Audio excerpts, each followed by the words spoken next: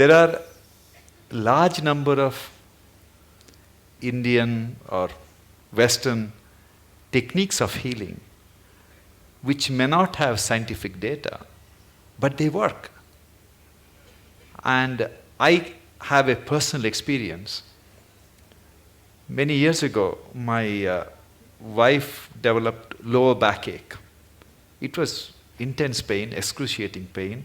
As usual, I took her to a neurologist. They did MRI and everything is fine, there is no problem, but poor thing, she was I'm really… glad you were not a spinal surgeon, otherwise you would have done it. Then my brother-in-law suggested that I should take her to see a acupuncture specialist.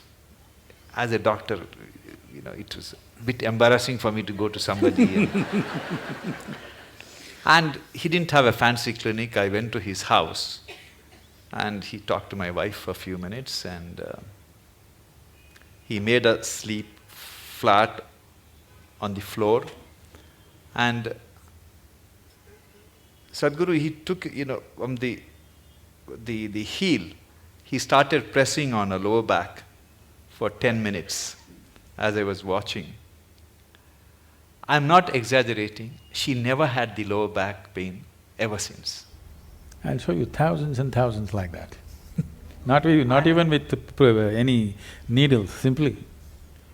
I was so fascinated because he cured my wife and he did something which I couldn't do it for 32 years.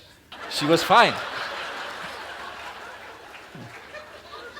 There are many ways of treating people, and as professionals, we have to respect all the ways of treating.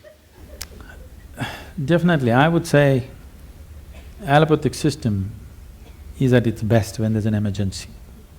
When there is time, definitely other systems are way better if you ask me, in many ways. Particularly, this is something hardly known to people. In southernmost part of India, largely in Tamil Nadu, we have what is called a Siddha Vaidya. It's a most incredible medical system, so comprehensive. There are over 300,000 formulations.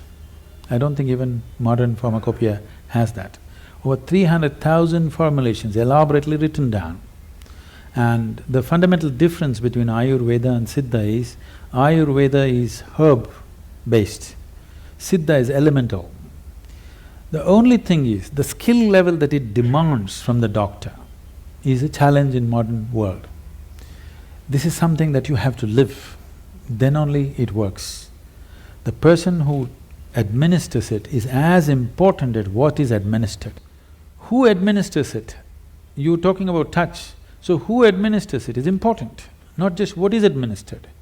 But the nature of modern medicine is, you write a prescription, some chemist who knows nothing about it gives it, and they take it. It's only purely chemical and it works. But when there are chronic ailments, if there is infection, killing it with whatever, chemical bombing it is the way to do it. But when you're generating an illness from within, correcting it from within is most important. If there's an emergency, you have to intervene more aggressively, that's different. But these systems have such a comprehensive knowledge about health and well-being. But the problem is, it needs a lifelong involvement and dedication to become something good with this kind of system. It is not something that you can acquire as a profession and do it. Always it was seen as a sacred duty that you can actually… See, I want everybody to think about it, and I'm sure many times you're facing this within yourself. It is not a prescription, it is not a surgery, it is not something. It's a person's life, whether he lives or dies. I mean, your existence, it's not a… it is not a case, it is not a statistic. For that person, it is the only life that he has.